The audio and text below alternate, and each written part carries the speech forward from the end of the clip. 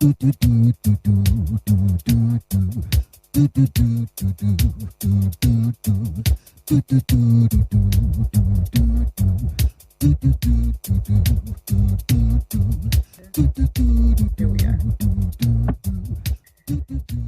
Fusion is a community and social arts project in support of women's art and a public dialogue on feminism and social justice. MEMORIA 2020 is an anti-colonialist sub-project of Feminist Fusion, partially funded by the Mayflower 400. MEMORIA is the Latin root of the word memory, and here we aim to recover our social and historical memory by exploring the complete story of the Mayflower ship's arrival to America, its legacy and the social impact in today's world with a feminist perspective. We are also, Feminist Fusion is also part of the Mayflower Our Voice Coalition, so welcome everybody. Our great speaker tonight, Maria Dallas. Marie Dallas is a second-generation African Caribbean whose parents traveled over in 1950s. She trained and worked as a teacher for over 25 years. Marie has worked with the Hope organizations, collaborates with the Plymouth Racial Equality Council, and has recently retrained as a horticulturist. She spent her free time exploring her creativity. So welcome, Marie, and I'll leave you with her. Thank you. Thank you very much. I'd like to start by saying that I'm talking from experience and am more than happy to discuss some of my interpretation of those experiences with people that are here tonight. So I'm going to start by just explaining the connections that I've tried to make with the Kubler-Ross change curve in slavery. I've always been interested in the mental health implications for this as I'm one myself, but I'd also like to explore some of the complexity of that alongside a call for a new response to inequality. My parents were Jamaican. They travelled to the UK in the 1950s and built a life here. Neither of them ever returned to live in Jamaica, even though it was an aspiration that was often talked about between family and friends. I remember it being talked about a lot when I was a child. The other subject that was never discussed, or two subjects that weren't discussed, were slavery and mental health. And I always got a sense that there was a sense of shame attached to both subjects. And this probably explains my fascination with them separately, but also the relationship between them. And that's why I've started with a sentence from Beloved by Toni Morrison, that anybody white could take your whole self for anything that came to mind, not just work, kill or maim you, but dirty you so bad you couldn't like yourself anymore. Sephi, the protagonist in Beloved, is trying to explain how being enslaved caused her to kill her own child, something that most of us would consider to be unthinkable. Now, a modern reader wouldn't have any problems recognising a woman who's suffering from deep trauma, but the reality for my ancestors is that there was no such acknowledgement. There was no time to consider emotional well-being or self-care, and even if there had been, there were no support mechanisms in place to identify ways to ease suffering. On their website, Mind lists a range of factors that could potentially result in a period of poor mental health, and they include childhood abuse, trauma or neglect, social isolation or loneliness, experiencing discrimination and stigma, social disadvantage, poverty or debt, bereavedness, severe or long-term stress, and I could go on, but every single factor that I found had its implications for somebody who was surviving slavery, whether it be in terms of the slavery that we're talking about today predominantly, which happened over 400 years ago, or the slavery that continues to happen in society today. So the accounts of slaves have taught us that, again, that every factor applies. But the way that I wanted to really introduce Kubler-Ross's change curve was as a way of developing a mechanism to explore slavery, but make the connections between slavery and mental health, and as a possible model of redemption. So numbers vary within sources, but it's been estimated by the 1790s, 480,000 people were enslaved in the British colonies. So a new generation of children were born into slavery across the colonies, but were still vulnerable to the shock of the reality, even though it was something that was part of their everyday lives. So we're more aware today of the psychological impact of displacement, as there are members of our families and communities who can tell their stories of modern day migration, either for work or for asylum, but the voices of those involved in the journey 400 years ago are lost to us, with a few exceptions.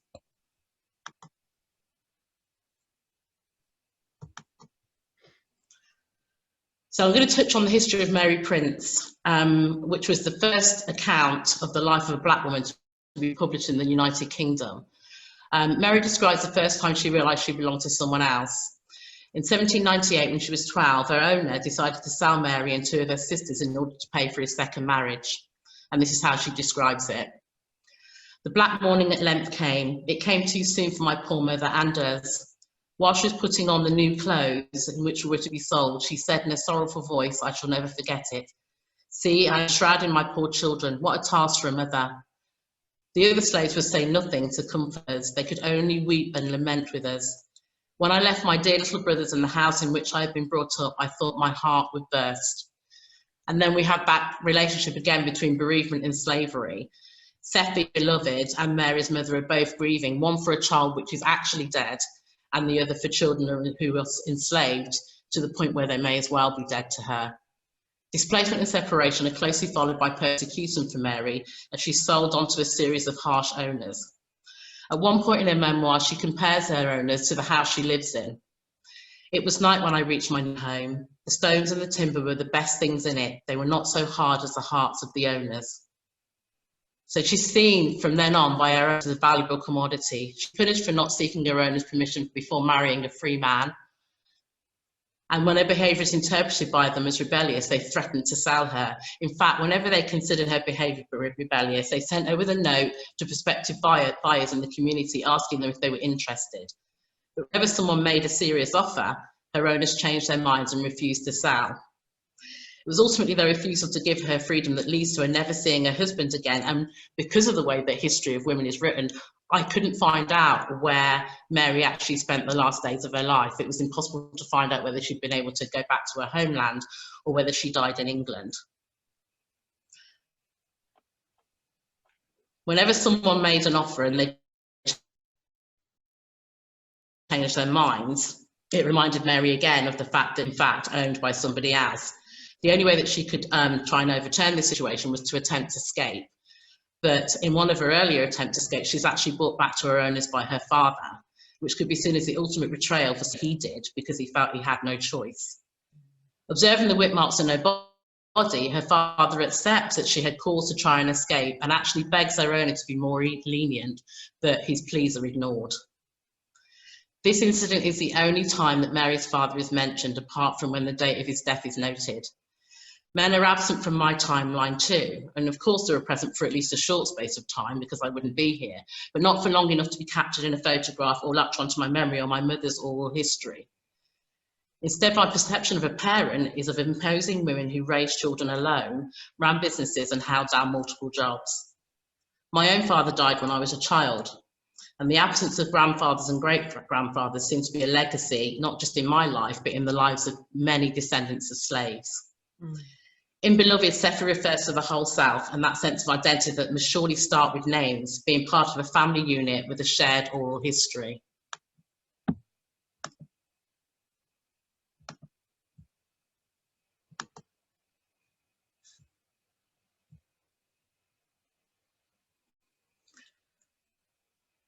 So I tried to trace my family history and the origins of my surname.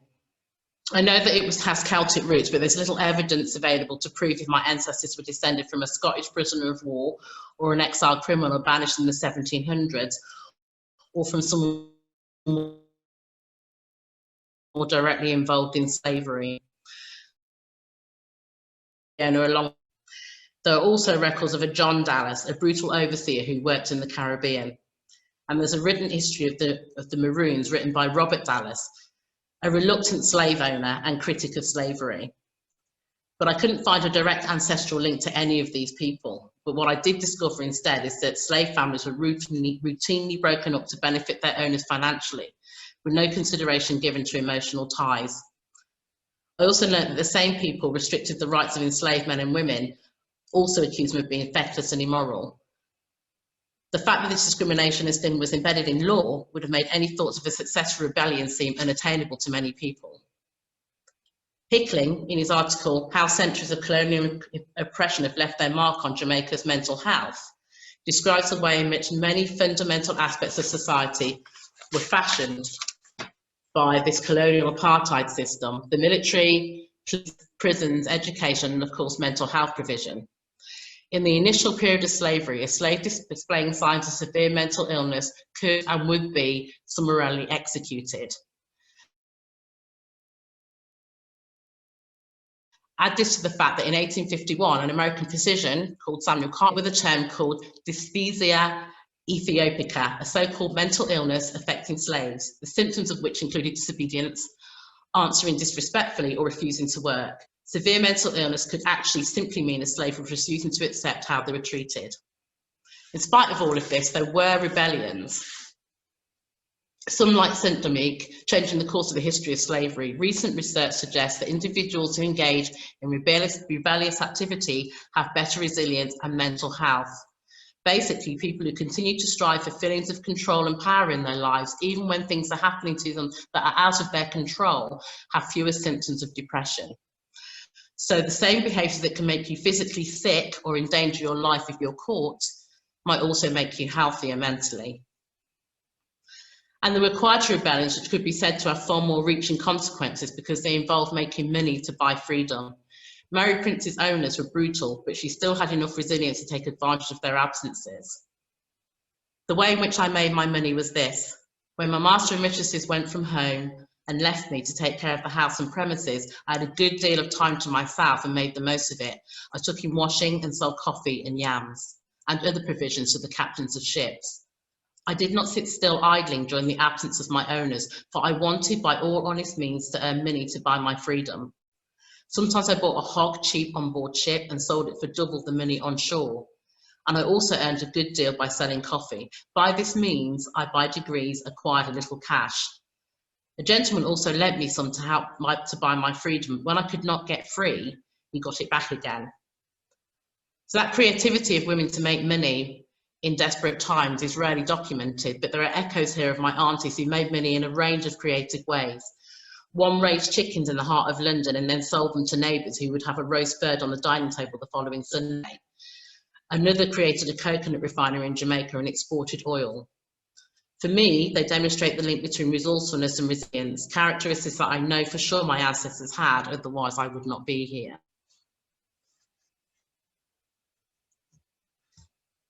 And so back to the curve again, where we look more at anger. Anger is a word that does not feature in textbooks covering the slave trade, abolition, or its aftermath. I don't remember ever reading that word in relation to my studies of slavery when I was at school. So you could be forgiven for thinking that the civil rights movement began in the mid-1950s in America, as there's very little written about rebellions post-abolition, either within or outside of the United States. This implies little resistance, but it's not the case. You just have to dig a little deeper because, as we know, history is written by the winners. But I was proud to read the little I could find relating to rebellion in the Caribbean,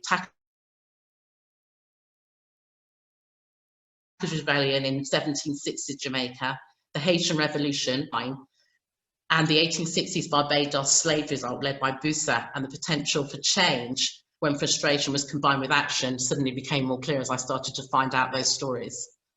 Unfortunately, abolition did little to alleviate feelings of frustration and anger. When you Google the abolition of slavery, this is the top results, and it's from Britannica.com. So, Slavery Abolition Act 1833. In British history, Act of Parliament that abolished slavery in most British colonies, freeing more than 800,000 enslaved Africans in the Caribbean and South Africa, as well as a small number in Canada. It received royal assent on August 28, 1833, and took effect on August 1, 1834. The reality, as I'm sure most of you know, is that the priority for the British government at the time was to compensate slave owners. The debt was only paid off by British taxpayers in 2015. No compensation or support within the transition to emancipation was ever allocated to slaves. Slaves who were free were actually committed to 12 years of additional service as unpaid apprentices. Slave owners were compensated in millions and were now entitled to free labour as well. There were also travel limits imposed on newly emancipated slaves. Only apprentice labourers who were knowingly and willingly brought by their employers to the United Kingdom and Ireland were free citizens. The travesty of manumission, where a newly emancipated slave could find themselves apprenticed to their original owner and experiencing the same treatment, led to the situation of many slaves changing in name only. Added to all of this were the Black Codes. These laws granted certain legal rights to blacks, including the right to marry, own property and sue in court. But the codes also made it illegal for blacks to serve on juries, testify against whites or serve in state militias. The codes also required black sharecroppers and tenant farmers to sign annual labour contracts with white landowners. If they refused, they'd be arrested and hired out for work. I wonder what happened to those freely emancipated men and women who objected to the lack of change in the way they were treated, and Hickling provides part of the answer. Post-emancipation, the sole care for mentally ill Jamaicans was the Bellevue Lunatic Asylum, a vast Victorian institution built by the colonial government in 1862. Bellevue underlined and echoed the same principle of involuntary incarceration that had been a brutal hallmark of the slavery system. Among those incarcerated in desperate and deplorable conditions were political activists such as Rastafari and others displaying unusual or bizarre methods of expressing resistance to colonial apartheid. So what's clear is that even after emancipation, a small group of previously enslaved men and women had either freedom or the opportunity to take responsibility. Depression is complex and unexplored, and it's only in recent history that professionals have been interested in exploring well-being and discrimination. It's important not to repeat historical mistakes and not to ignore the uniqueness of the men and women being discussed, but the relationship between resilience and the impacts of trauma are interesting. Part of Bell's work has been studying what factors promote resiliency, and based on this, he thinks that civil rights activists may have been better positioned to mitigate the impact of segregation, stress disorder in their own lives than people who didn't participate in protest movements. That's because he believed a sense of helplessness is associated with worse outcomes for PTSD. Fighting back gives you a sense of empowerment and a sense of power, Bell said. Being a part of a community working on a shared goal also helps, he said. And I believe that this is key to the next part of the curve. So we come to experiment, decision and integration, but we still have to acknowledge the fact that 150 years after the Slavery Abolition Act, I grew up on a council estate in the Midlands where until I'd say the late 70s, people still called their dogs nigger, and the initials NF for National Front would be repeatedly daubed on our front door. We're the only black family on the estate with high levels of deprivation, so there are few opportunities for collective rebellion. But we have music to challenge our thinking, give us hope, or provide an escape, which I believe strengthen my resilience. Blues, reggae, disco and two-tone were the soundtrack to my life at the time, and it's interesting to me that the release of Ghost Town coincided with the race riots in London and Liverpool in the early 1980s. My family in Tottenham would recount stories of police brutality and outbreaks of violence in a matter-of-fact way, as if what was happening was both inevitable and necessary. While I accept there is a place for violent protests, accounts over the years suggest it can lead to more trauma. Alex Wheatle was involved in the 1980 riots and was in fact imprisoned for a time for his involvement in them, and he highlights the complex nature of the destruction after the London riots, noting that there was despair after the riots as we realised we had laid waste to our own community. This demonstrates how people must have felt as they realised more problems were to come now that the community had to rebuild itself. On the one hand, Wheatle speaks of burnt houses, burnt residences, describing how black communities' homes had been damaged. But on the other hand, he identifies specific establishments such as pubs that would openly discriminate, that were destroyed as a result of their racist behaviours.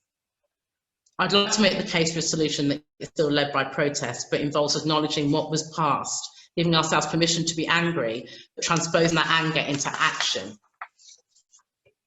in a way that is self-healing. Hickling argued that the legacies of slavery still reveal themselves in contemporary psychological problems, authority issues, oppressive or authoritarian sexual and social practices, and dependency issues amongst the communities in Jamaica. The uneven distribution of resources in the post-colonial era fueled sprawling social and economic inequality and disenfranchisement, giving rise to a society where a culture of violence is slowly becoming the norm. Today, Jamaica's murder rate is nearly 8 times the global average and the 3rd highest in the world, and this is a true legacy of slavery. And sadly, this is one of the reasons my mother decided she didn't want to move back to Jamaica when she retired after all. But as bleak as this picture is, there are possible solutions. In 2006, the University of the West Indies established the Caribbean Institute of Mental Health and Substance Abuse, offering a range of outreach services, training and interventions, but including an emphasis on cultural therapy, where creativity is used as a means of healing and as a way to explore and express painful issues. The Institute was and still is unique in Jamaica in its focus on measures to prevent rather than cure mental illness by looking at the risk factors and finding ways to negate them at an early stage. Among the Institute's successes is the award-winning Dreamer World Cultural Therapy Project, which began in inner city communities in the grip of violence and gangs. The project was initially aimed at high-risk primary school children who lived fragmented lives, often overshadowed by violence and hardship. These children were severely disrupted in school, underachieving academically and at risk of facing problems in later life. The project combined cultural therapy using group drama, song and dance with remedial teaching in maths and literacy to increase self-esteem and improve academic performance. As a core part of the project, children were asked to imagine a new world on another planet. They name their imaginary world, conceive its inhabitants, and consider what they would take with them from their known world and what they would leave behind. They imagine what they would look like and what role they would play in governing this new world. Then, working with artists, the children learn to play musical instruments and compose songs, poems, and dances to bring their dream world to life. Compared to a control group, children taking part in the project showed significant improvements in school and social behaviour and academic performance, with particular behavioural gains among boys. The project has since been rolled out to primary schools island-wide. The role of music as a form of therapy is not new and won't be new to the people here tonight either, but was even more important to slaves who were denied the opportunity to read and write. Song appears to have been used in a range of ways by slaves to lament, to rejoice, to pass on information, and to comfort. We know that singing as a form of communication was used by the African slaves who were kidnapped and shipped across the Atlantic during the Middle Passage. Slaves from different countries, tribes, and cultures used singing as a way to communicate during the voyage. They were able to look for kin, countrymen, and women through song. According to a white shipmate who made 4 voyages to Africa between 1760 and 1770, they frequently sing, the men and women answering another, but what is the subject of their songs, I cannot say. And I'm not trying to argue for a minute that the use of song in any way alleviated the terror and the pain that was inflicted on slaves over the years. But Toni Morrison describes music as the art form that was healing for Black people. In the Song of Solomon, she describes song as a talking cure, a form of talk therapy. Singing was a form of therapy for my mother, and accompanied by Jim Reeves on the record player, which I remember was a problem for me when I was a teenager. But we never discussed it because I understood it was something that she needed to do. She also hosted sound system parties in our tiny house on occasional Saturdays throughout the 1970s and early 80s. Furniture would be moved upstairs, not just to create space for people, but to make room for the huge speakers that would stand in every corner. A space in a bedroom with the television would be created for his children, with the promise of food being brought up later on. My memory of the music is far more of a feeling than a sound. Sound system parties were an opportunity to let off steam by dancing, eat home-cooked food, and socialise with others who had a shared experience, all factors in supporting good mental health. The Black Lives Matter movement has rejuvenated dialogue about race. It is inspiring to see young men and women of all races galvanised into action, taking the opportunity to be part of a community with a shared goal. But the COVID pandemic has highlighted the need for self-care for all, as well as positive collective action. This year saw the start of the campaign for the first British Black Pound Day. And June 27th was a day dedicated to supporting Black businesses and the value of Black spending power. One of the founders, Swish and So Solid Crew, explained that he wanted to turn the Black Lives Matter movement from protest into economic support so that we can redress some of the social economic inequalities that we face as Black people in this country. People of colour are disproportionately represented in outcomes such as unemployment and low income. But the campaign also highlights our spending power as a community accounts for 12% of the UK population and holds a purchasing power of 300 billion per year and rising. Combine that influence with a commitment to investing in communities as a model that will ultimately be beneficial to us all.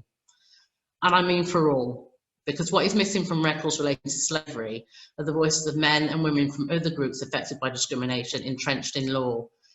American Indians, Mexican Americans, Pacific Islanders, Native Hawaiians, Jews, Arabs, and many more. The voice of women in the history of slavery is also muted, as at the time their contributions were usually not considered worthy of recording.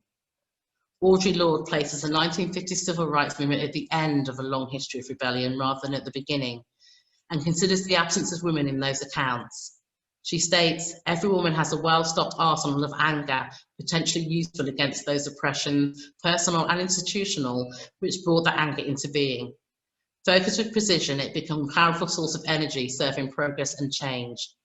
I am speaking of a basic and radical alteration in those assumptions underlying our lives. Anger is loaded with information and energy. Hicking advocates a therapeutic treatment called physiohistiography, through which his own work is pioneered. This is a post-colonial model of psychoanalysis specifically developed for the Caribbean and its people, rather than following a Eurocentric approach. It enables the exploration of issues around race, identity, and culture through group discussion, storytelling, and exercise, which involve challenging dominant accounts of historical events. This model could be translated into communities here and offer opportunities to develop community-led mental health support, create opportunities for dialogue focused on creativity, and open up safe spaces to talk about previously taboo subjects such as slavery and mental health. Stronger links can be made between economic stability and well-being and the role we can all play in providing better access to our communities and ourselves. By making sense of our histories and the impact our stories have on our mental health, we can find ways to make sense of and rewrite them. My mum didn't always look after her own mental health, and I realise now that for most of her life she was grieving for her own mother, her marriage, and lost opportunities. What she did do, though, was create enough economic stability for her family that enabled her children to go on to higher education. She understood the importance of qualifications and an occupation that would keep a roof over your head. Her generation founded projects and credit unions that supported their communities through hard times. We could learn a lot from them as part of our healing journey. And that's it. Thank you for listening, everyone. Thank you very much, Mary. That was, wow, very informative. And people are commenting, fascinating, and there's claps. So we have a very, like a 5-minute short session for question and answers that you want to do to Marie before we go to the group conversations, to the breakout rooms. Is any questions that you might have? Betsy, you want to ask something?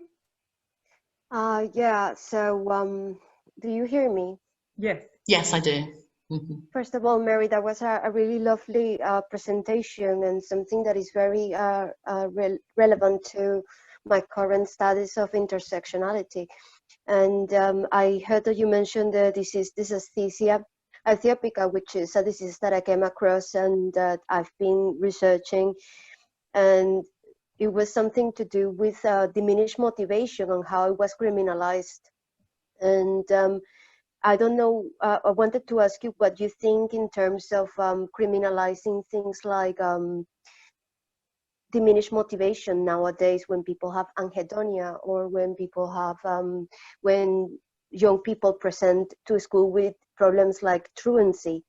I was wondering if you can draw a parallel between that kind of criminalization of psychological deterioration across different age periods.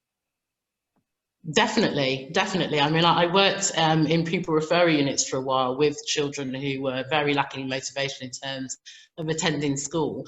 And what I learned from all of those experiences was that there was an underlying issue that was nothing to do necessarily with the behaviour. The behaviour was actually a normal response to something traumatic was happening to that child or young person. So yeah, I couldn't agree with you more. And it kind of helps in a way the relationship with the curve, and that idea of having to take an individual through a process of grieving for things that might have happened in post-trauma before you actually get to the point where they can heal and move on. But I think there are a lot of issues within the way that schools and society operates that do criminalise or stigmatise certain behaviours, that when you have even a smidgen of an understanding of mental health, you realise that they're actually normal behaviours in response to what is effectively trauma. I couldn't agree with you more. And it's great that you can pronounce it as well, because I struggled. It's quite an interesting word to kind of pronounce, but it's great that younger people are actually exploring that issue around how we interpret people's behaviour around mental health. I think that's a great question. Thank you so much, and I agree that it's very important, because like many of those like maladaptive bureaucratic practices that we have established come from the slave trade regime. Absolutely. Yeah. Okay. Yeah. Thank you very much. Absolutely. Thank you very much for the Thank question. you. Any other question directly to Marie before we go to the breakout rooms? No? Okay. I take that as a no. So what's going to happen now is that we're going to spread into 4 or 5 different rooms. Everybody's going to have like around 20 minutes to discuss. Please try to make sure that you give enough time to everybody to have a conversation about what you have heard here. And one person will be in charge of drawing something. But what we would like to have at the end of when we finish with the breakout rooms and come back, is to have some kind of more intuitive perception of what you all have felt, what you were discussing. So allow that person to create, 1 or 2 people to create 1 or 2 very simple designs in black and white, and about how the group have been feeling, and make sure that everybody has a conversation. And when we come back to this big group, 1 person or 2 people from every group can share with the big group how, you know, your reflections and your drawings. So for that room, we're going to have the MEMORIA team, the MEMORIA team that we have with us. Can we, Gabby, she can share her hand. So that's Gabby. Can you wave, Gabby? Hello. Hi. And then another one is Or. Can Or wave? And the other one is Joanna. So they are going to try to make sure that everybody, you facilitate a little bit in each group. And if there's another group left, I probably would put Marie there. Make sure that everybody has a voice. So you can turn on your camera there if you don't want to be recorded. That's going to be with no recording. Okay. So good luck, everybody. Enjoy your discussion group.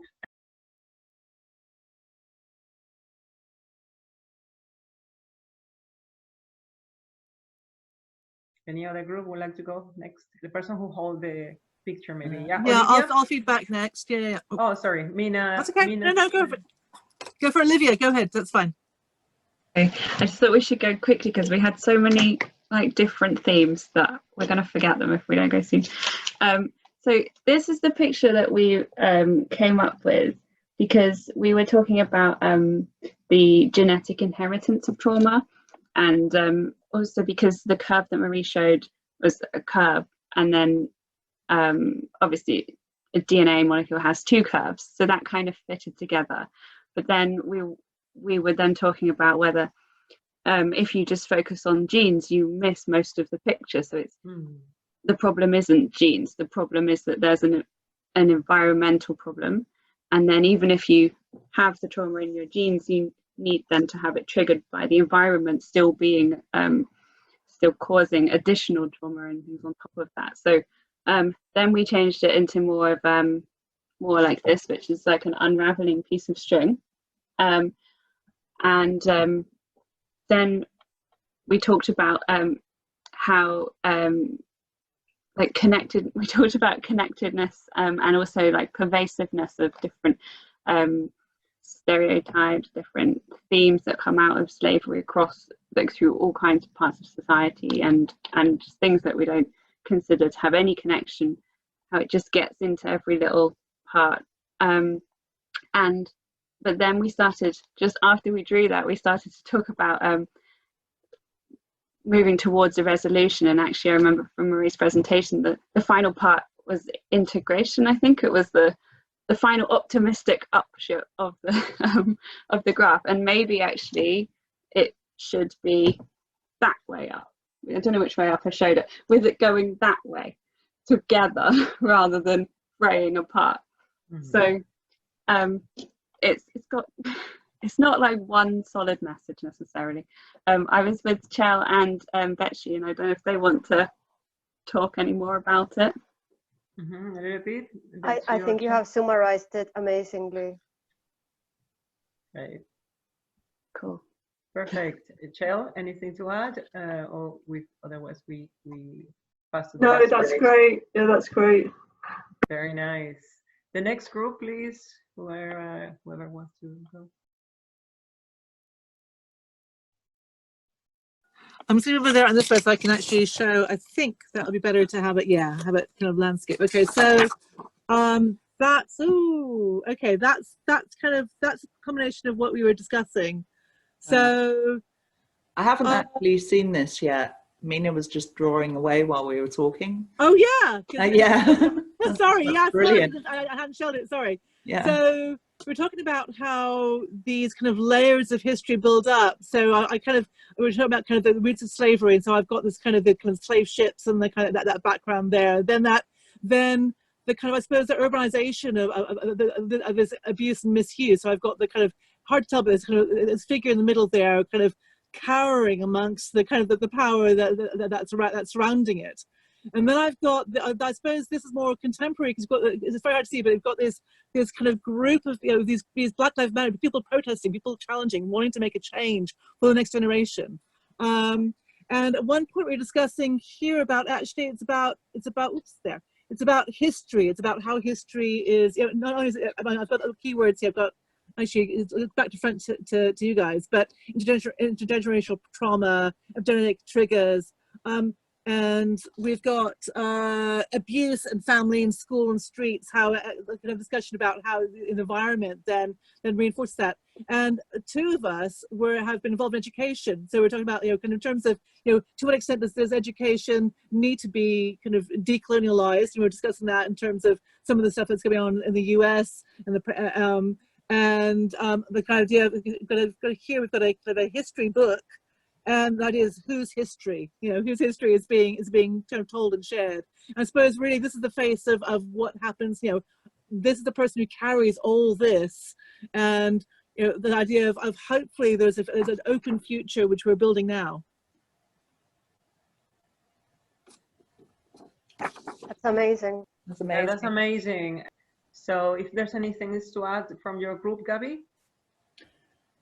No, that was pretty much it.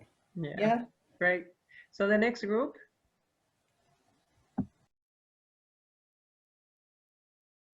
Rose? Hi, yeah, I was with Jackie and Maxine. So Jackie has her wonderful drawing that she might be able to share. I haven't, I'm just swishing through my phone screen, so I've got a picture. There we go. Yeah. So we focused on this image to begin with, around the historical witnessing of the trauma, the abuse, the violence, and how that, well, obviously the impact that's had intergenerationally across time, without acknowledgement, with always having a voice denied, without being heard and listened to, and how the kind of colonial structures entangled with capitalist infrastructures, with patriarchal infrastructures, kind of further compound this voicelessness. And then we also considered a second image. We were thinking about, I really connected with the work that was happening around mental health, and this new model, completely moving away from a Eurocentric, which is obviously very colonial, patriarchal, capitalist based, and with this opportunity, there's a holding space now, where this healing can really happen, and to acknowledge how how the history has broken, the opportunity to be able to heal this, and that these voices need to be heard in order for that healing to happen. Jackie and Maxine, did you want to jump in with your additional? I mean, I think you covered it for me, anyways. Great. I think you've definitely covered it. Yes. It's Perfect. just the voicelessness, I think, and the broken heart. Perfect. Thank you so much. That's beautiful. So the next group. I think there's one group left. Is it ours? The one that's Probably. left, I think. Yeah. I can show you the image. It's meant to symbolize, well, we talked quite a bit, we explored that idea of collective anger or collective expressions of anger and its relationship with resilience and possibly healing. And I think that seemed like something that was quite interesting to explore, and that's what that meant to represent, that tension between passivity and anger, which sort of knocks things off balance. I hope I'm not, please interrupt me, Claire, or if I'm not explaining it correctly. And that sort of, I guess, energy behind the anger, which can get things done, and sort of, because I guess we mentioned how anger is so it needs an outlet. It's an outward emotion, I guess. And we talked a little bit about I guess for me, what it made me think about a lot is that balance between talking openly about intergenerational and other types of trauma in a sort of safe environment versus being re-traumatized when having to talk about these very, in some ways, personal experiences, and sort of how do you find the balance between that, yeah. And then we talked a little bit about bereavement that results both from loss and lack of closure, which was from Marie's talk. And I think that's mainly my notes. Please, Claire or if you have anything to add. Thank you. Thank you, Tara. I've missed. Or Claire, would like to add something? Yeah, I think just like how complex it all is. The different levels of trauma for being like that collective trauma of being an oppressed group and enslaved people, people that are still discriminated against, as well as all the other trauma that goes with that, and the personal trauma, and sort of how protest can be sort of very sort of cathartic for healing, on a group level, but a personal level too, because then you're together. So there's that support there, but also sort of like how as a white woman, I can't ever really kind of understand that. I want to, and I want to empathise, but it's not my experience. And we did touch on that our ancestors, my ancestors rather, were likely, part of this oppressive culture, this capitalist system where people are traded and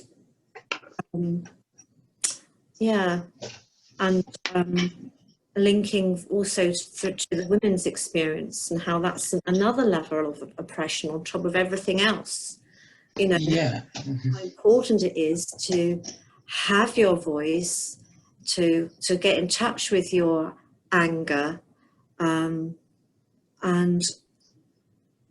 that kind of how risky that can feel, And so being from an oppressed group as well, then it takes more to actually have that voice. Yeah, I think that's what I wanted to add. Yeah, thank you. Yeah, and I think when you try to express that in the, I hope I'm unmuted. Yeah. Yeah.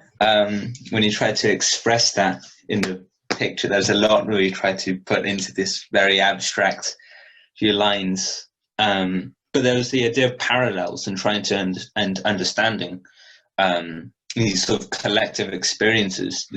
These are how we saw this understood in terms of the collective history of people, how things impact us across generations, but also on a personal level, we're focusing on anger.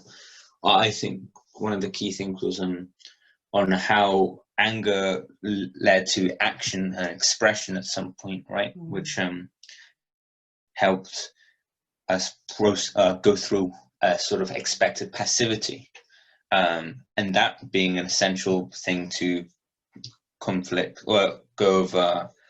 I was thinking shame and things like, as we mentioned before, the closure or that fixation of bereavement or things like that, which I think we did the lines there as how anger, challenges that or moves us or challenges those parallels and that passivity. Yeah. Thank you. Thank you very much, guys. It's very beautiful, and we are getting close to the end. So there are no more reflections. I will give the mic to Marie. I hope that you enjoy the breakout rooms. Go to Marie, and then we go to the performance part. Is there anything else to share? Yeah, Marie. I just want to say thank you, really, guys, because it was it wasn't easy. Putting together my kind of personal perspective on this and laying it out in front of people that I didn't know. So the fact that you have been so open to really interpreting it in your own ways is exactly what I wanted. So it's been a bit of a healing experience for me as well, having spent some time in Plymouth with its eccentricities and its challenges. It's really great to know that there are a group of people out there that are willing to not just listen, but to actively take part in the dialogue that's going to move us forward.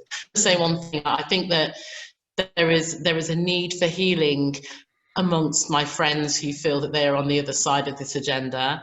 I think that it isn't just about people from my perspective with my ancestry thinking about a sense of healing. I have friends who are really struggling to come to terms with the fact that their families were actively involved in slavery. And I think that the healing process is something that we need to do together, as well as having our own safe spaces to explore, things that are peculiar to our experiences. I think that discussions like this are really important in terms of having people from different backgrounds being able to get into a room together and share experiences and pain and possible solutions as well. So thank you for giving me the opportunity to do that. Thanks, guys. Thank you very much, Marie. It was amazing. I think everybody agrees. So next, I'm gonna share the video that Mama Toku sent us. It's a spoken word funk piece about her heroes, but it's her oath, and in her ancestry as well as a Black woman. If you like what you see next, please do support her through her Patreon account and her website, and follow her YouTube channel. And she's an extraordinary human being as well. And she had another commitment tonight, and she apologizes for that, but she was very thrilled to participate tonight with this piece. Okay, thank you so much. You're beautiful. See your beautiful faces and hear your beautiful voices. Let's see if we can share these Mama Tokus. Here we go.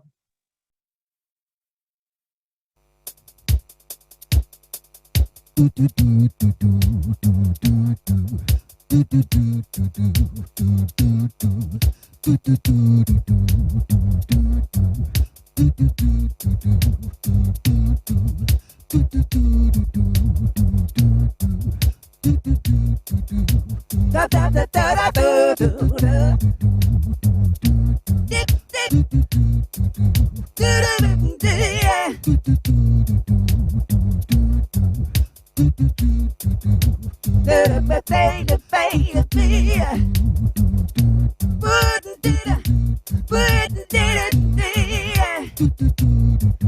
queen's not heard, never seen, with the sound turned down too long. Strange history, celebrate her rose and kind of sing her song. This queen's not heard and never seen, with the sound turned down too long. Let's change history, let's celebrate her rose. Ooh, it's time to right it all wrong. Now everybody knows about Neil Armstrong, but what about Dr. Mae Jemison, who took a giant leap for womankind as the first black woman in space? Unless you count Uhura, and we do. Role model of a black chick leading from the final frontier. Space jewelry in her fine black ear. Finely tuned to the sounds of the cosmos. June Tyson, Alice Coltrane, they're universally conscious, travelling on a different plane to the near-away place where Mother Earth wants us, safe in her bosom, but always growing. So let the ladies lead us on the path of knowing. These queens not heard, never seen, with the sound turned down too long. Let's change her story, celebrate her rose. It's time to sing her songs. Ooh, these queens not heard and never seen, with the sound turned down too long. Let's change her story, celebrate her rose. Ooh, it's time to right those wrongs. Grace Jones reigns with the divine right of queens. Aphrodite, she got Athena genes. Forget all that fashion hype. She ain't a model, she's an archetype, goddess-like, with the deity's name. Yeah, she got fame in the image game. But let's leave Ms. Jones and talk about the lesser knowns, and bring in her fellow Jamaican, a magic black woman. Let us reawaken and bring her back from the brink of forgotten. Queen Nanny, she led the slaves' revolt. She caught bullets in her teeth, blew them back from a different hole.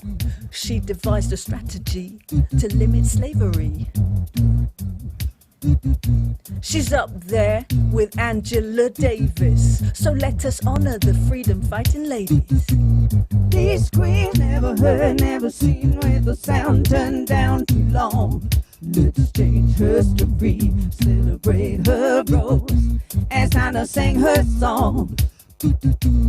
These queens not heard and never seen, with the sound turned down too long. Let's change her story, celebrate her rose. Oh, it's time to sing her songs.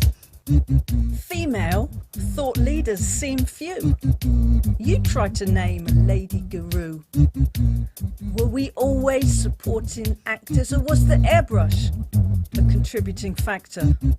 Not just the airbrush, but the ducking stool, the wise women at the bottom of the village pool, destroyed by femicidal maniacs who cut their own nose off in these attacks, holding us all back. You think this was all back in the day? No way! Misogyny is still in play. It's time to even up the hemispheres. All you ladies, what you say? These queens not heard and never seen, with the sound turned down too long. Let's change her story, celebrate her rose.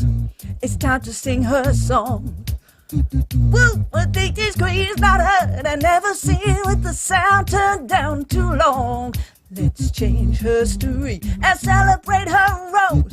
Ooh, it's time to right her wrongs. These queens not heard, never seen, with the sound turned down too long. Let's change her story, celebrate her rose. Oh, it's time to sing her song. These queens not heard and never seen, with the sound turned down too long. Let's change her story, celebrate her rose. It's time to right those wrongs.